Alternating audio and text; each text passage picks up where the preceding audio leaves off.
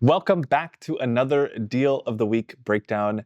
In this video, I want to talk to you guys about a pretty unique structure for a property for a client of mine who honestly has one of the highest records and one of the highest producing single-family houses that we have ever worked with. If you're new here, my name is Ricardo Carrillo. Welcome back to another Deal of the Week video. In every single one of my Deal of the Week videos, I talk about real life scenarios that my clients are going through of deals that we have structured for one of our investors across one out of the 50 states that we live in. My team and I, we cover the entire US for financing. We're a nationwide mortgage lending team. We cover everything from land financing to commercial and SBA loans. Our team is very specialized in all things real estate investment. A couple of years ago, I was actually very heavily involved with Bigger Pockets, which led to me going down a real estate investing rabbit hole. It led to my own real estate investing and what I had wanted to do with my own deals. And that kind of led to us being able to help clients across the entire US.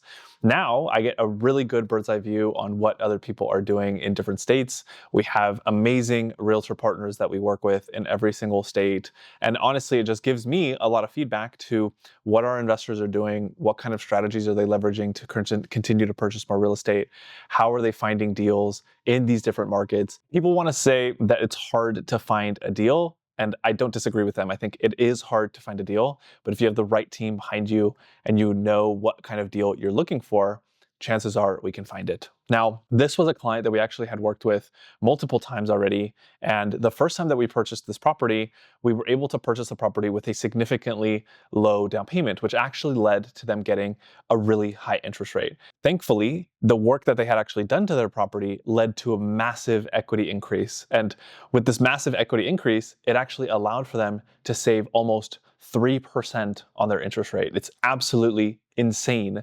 They ended up going from a 9% interest rate down to a 6.5% interest rate.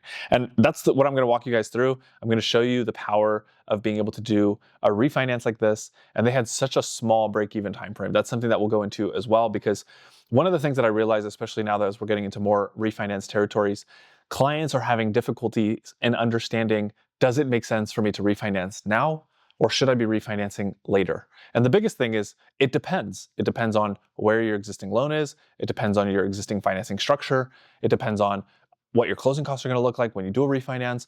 These are the things that we need to be thinking about. And most investors don't know how to calculate a break-even time frame. Now, what am I saying by saying a break-even time frame? A break-even time frame is just understanding how long is it going to take for you to make the money back on the deal that you're looking at doing, right? Whether it's a purchase or whether it's a refinance.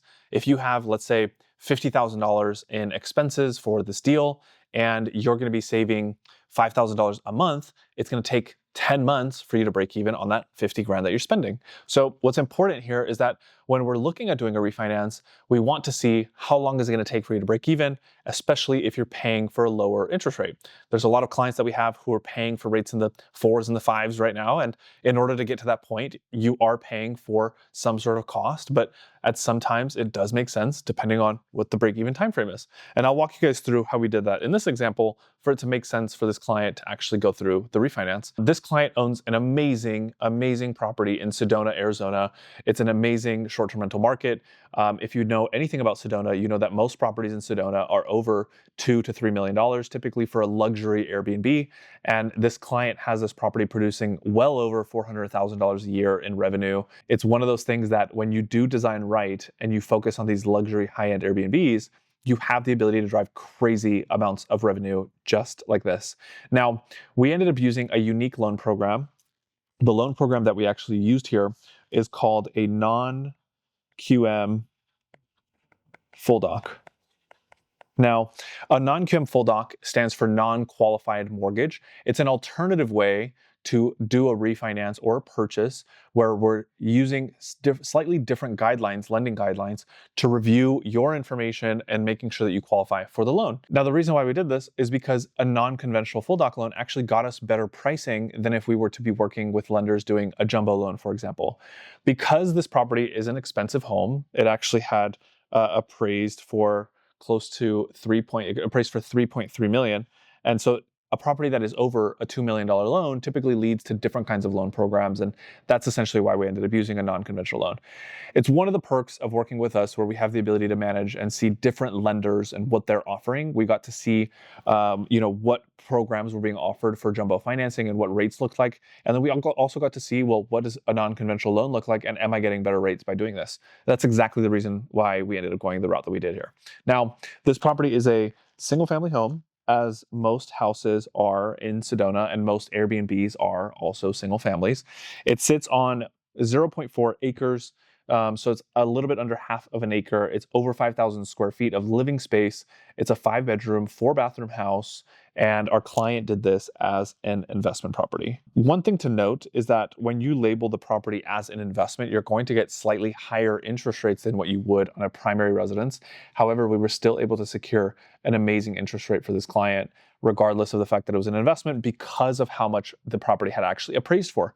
Our client had significantly more equity, and that's what led to getting a better interest rate. When you have more equity in a deal and you're doing a refinance, it leads to better interest rates for you. This was what we would consider a rate and term refinance. Now, a rate and term refinance is just where you are doing a regular refinance to drop your loan amount or to drop your monthly payment, to drop your interest rate, but you're not taking any money out of the deal. So the max amount of money you can get on a regular refinance like this is $2,000 in cash back after covering all your closing costs. So you guys will see how we did this example. You're just not able to get any money out on top besides covering whatever you currently owe plus whatever amount of closing costs that you might have on that specific loan.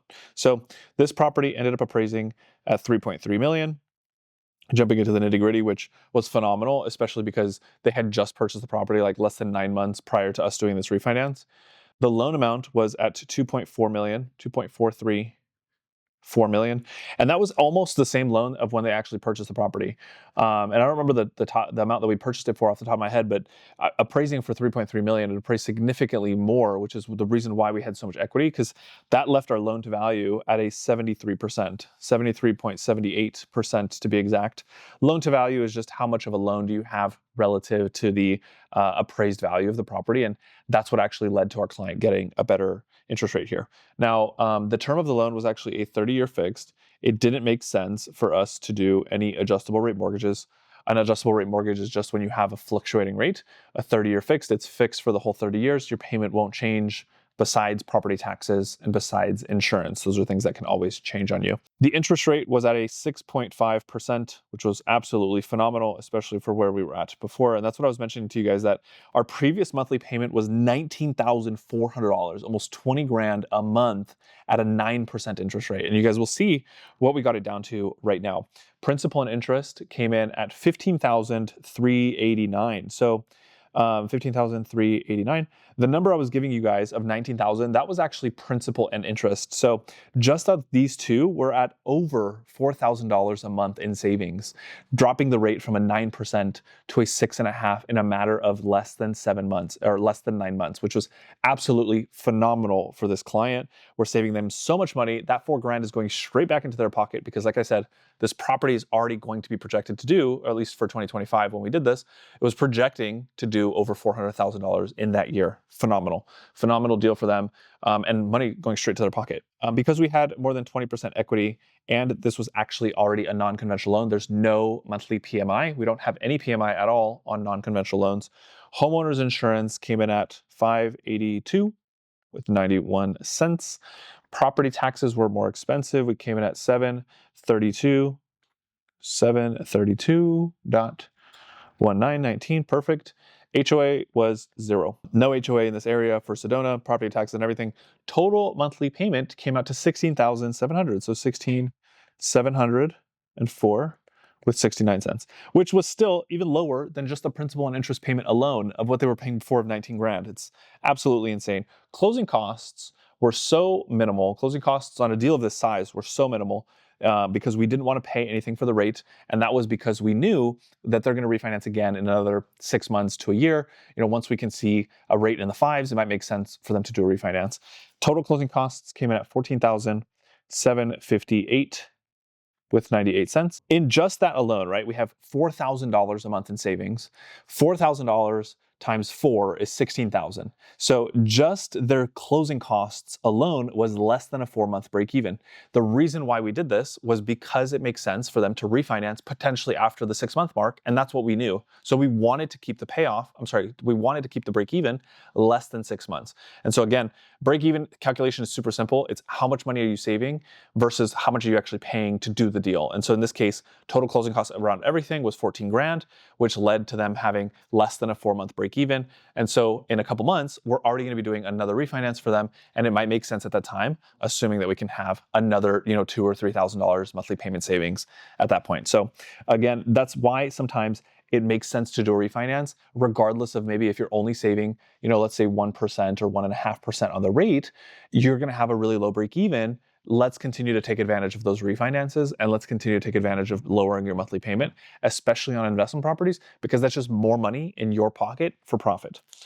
The total loan that we were paying off was $2.417 million. So that was the payoff of the total that we had, right?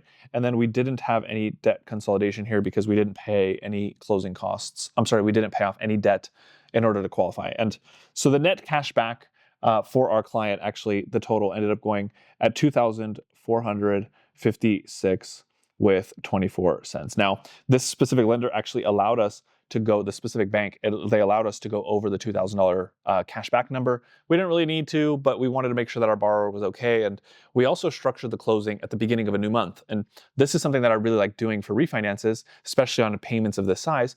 If you close at the beginning of a new month, you get to skip your payment on that entire month plus the following month. So this client closed in October of 2025. And so we did the refinance for them in October of 2025. And that allowed them to skip the whole month of October, the whole month of November, and the first payment wasn't until December. So it's important to know and talk to your loan officer and who you're working with on, should we be closing at the beginning of a new month? Because then I get to skip a month. And I really like doing this on purchases as well as refinances, because you kind of get like a 2-month window where you're saving that money and you get to just pocket more of it to go do something else, right? Go spend that money on another deal, go spend it on repairs, whatever the case might be. Overall, this was one of my favorite deals that we did in 2025. It allowed our client to save so much money, and we're only expecting to do this again for him when interest rates continue to come down. So if you guys are thinking that it makes sense for one of your properties to do a refinance, or if you're just curious, does it make sense for us to do it right now? Go ahead and check the link in the description. You guys can schedule a call with one of my team members where we'll actually dive deep into the specifics on whether or not that makes sense for you. And if it doesn't make sense right now, it might make sense 6 months from now, but we'll at least walk you through the entire game plan. You'll know how to do the break-even calculations that we just did, figure out whether or not it makes sense to do the refi, and then we can talk through some numbers and start to talk about how we can continue to help you scale your real estate portfolio. So I hope you guys found this deal informative. I know that these videos for the refinances are a little bit longer, but I really want to dig into why people are doing refinances right now, and that it's always going to make sense if the numbers make sense for you, and we can continue to save you more money. So if you guys haven't seen my other deal of the week videos, you can check those out right here and right here. I will see you guys in the next week.